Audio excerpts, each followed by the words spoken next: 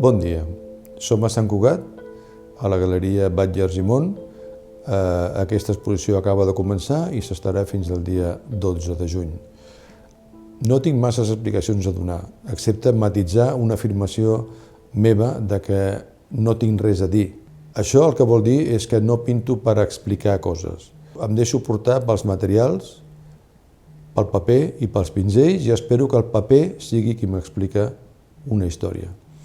Aquesta història pot sortir del no-res o pot ser una història que jo em proposo. En aquest cas, per exemple, el quadre que tinc a darrere i que es diu Waving Lake és un quadre que vaig pintar preparant la Fira de Pequín de fa un any. És un quadre que va néixer 6 mesos abans amb una passejada per aquest llac que està a la Universitat de Pequín amb el professor Lao Zhu i que va ser qui em va regalar els papers sobre els quals he fet aquest tríptic i 2 tríptics més que formaven el nucli del que presentava amb aquest stand de la Beijing Art Fair amb la Sala Parés i amb el professor Lao Zhu. De la mateixa manera, amb aquesta exposició conflueix un altre corrent de narrativa, que són 4 grans pintures que vaig presentar 6 mesos abans a l'Institut Cervantes, també de Pequín. I vaig fer 5 pintures, de les quals n'hi ha 4 aquí, que reflectien la ruta de la seda,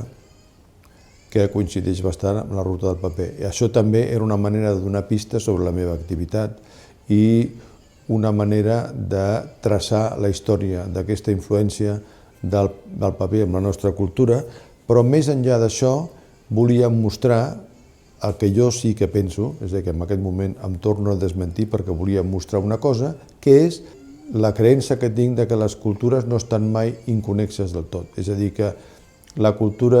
xinesa ha tingut i ha rebut influències de la cultura occidental, inclús amb els molts moments en què semblava que la ruta de la Xina s'esborrava o no era tan activa. I pensava que aquestes corrents culturals, i ho continuo pensant, són una mica com la corrent del Niño, que sempre està allà. Alguns anys puja, es manifesta i afecta més el clima del que és habitual, i altres anys, diversos anys seguits, pot estar pràcticament oculta i no se senten de manera clara les seves influències. Junt amb aquestes dues corrents que fan aquesta exposició, hi ha simplement obra que he fet durant els últims mesos i obra que he pensat per a aquesta exposició,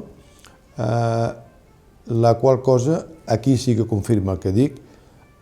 no pretenia afirmar res. Es tractava de treballar en un format que fos adient a la galeria i de fer exercicis, com qui fa exercicis de teclat, de temes que van sorgint al llarg de la feina,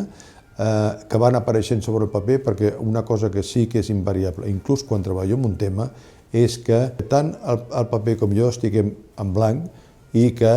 els primers traços de pinzell sobre el paper siguin els que m'expliquen a mi coses. A més d'aquestes, hi ha un últim apartat d'aquesta exposició, que són les petites pintures posades sobre prestatges, que són el resultat d'aquestes coses que van apareixent a l'estudi, aquests moments que tens ganes de treballar amb coses més petites, sense tema, sense marcar-te res, i que d'una manera tan fiable com, diguem-ne, els grans temes com el que tinc a darrere, són el que fa la vida quotidiana de l'estudi. En definitiva, aquesta exposició és, em sembla a mi, el que ha de ser una exposició que és un autorretrat, un més encara, un retrat de la feina d'un autor durant els mesos abans d'una exposició. Des d'aquest punt de vista, em sembla que el que reflecteix aquesta exposició em representa i espero que tranquil·litzi a tots aquells que es van sentir inquietats pel meu missatge de fa 6 mesos, quan vaig exposar a la Sala Parés, dient que m'estava pensant si continuava pintant o no continuava pintant. Em temo que continuaré pintant perquè continua sent una de les activitats que m'agraden més i quan veig els meus quadres penjats en un espai tan maco com aquest, realment l'únic que tinc ganes és de tornar a l'estudi i continuar treballant.